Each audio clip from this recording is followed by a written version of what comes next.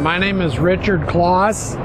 I'm a second generation dairyman. I'm from California, but today I'm talking to you from Exum, Texas. I've been in the dairy business since 1953, and today in California we milk about 5,000 cows, and we're milking in Texas now about 3,400.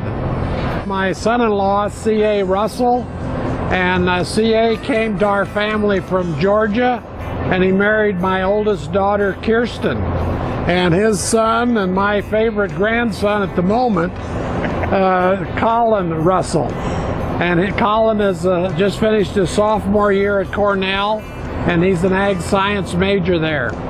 With the changing times we have, everyone's looking to be more productive, and with the facility that we have here, that's going to enable us to be extremely productive in the future. We have 12 automatic feeders. Each feeder services 2 pens, and we have 24 pens. The pens are pretty unique. There's radiant heat in the floors on the back half where the calves can nest during the winter time. There's a freshwater flume that runs through the middle of the pens, enabling us to wash it down and flush it with clean water, reducing the gases that are emitted into the barn.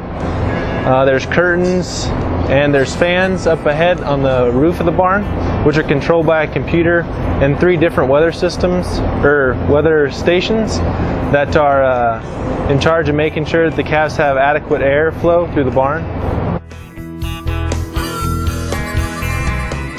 We are all Lely's automatic feeders, the calf calms. We have 2 employees in here, 720 head capacity. I'm Todd Silvera. I manage Claus Dairy Farms, Hartley and Exum. Hartley's our registered Jersey dairy out here in the Texas Panhandle. We've got it set up to where we can feed the calves 6 times a day. We're at 1.67 growth, so doing very well. You know, working with the automatic calf feeders, the housing of the calves, they're friendlier. You know, they're more social with each other. So I think that's one big aspect. They're doing better. Calves love it, but I think the workers are even happier with it. They're out of the elements. Well, I think for me, one of the most attractive things about building a facility like this is that it takes care of what could be 2 of the toughest challenges that we have in Texas. One being weather. We have huge temperature swings that occur regularly. We have a lot of wind. We can have a lot of heat, and then we can have long periods of cold weather.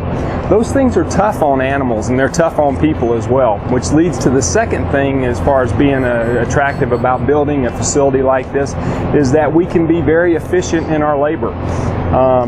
We're going to have a facility that houses 1,800 head from 0 to 6 months, and we're going to be able to staff that with 4 people, and that includes all the cleaning, the feeding, and relieving each other. So when unemployment is at a very low rate here in the Panhandle area, anything that we can do to invest in labor savings as well as mitigate the environment is going to pay off in the long run. I see us continuing to grow here. We should really be milking 15,000 cows here. So that would be my goal. It's just going to be up to these 2 guys to get there. I'm retired, so all I do is just ask, when's it going to happen? You know, I think Live Life Lely is probably a thing that's coming in the future. When you look at labor issues, environmental issues, things like that, the automation just makes things simpler. A lot of technology, but simpler.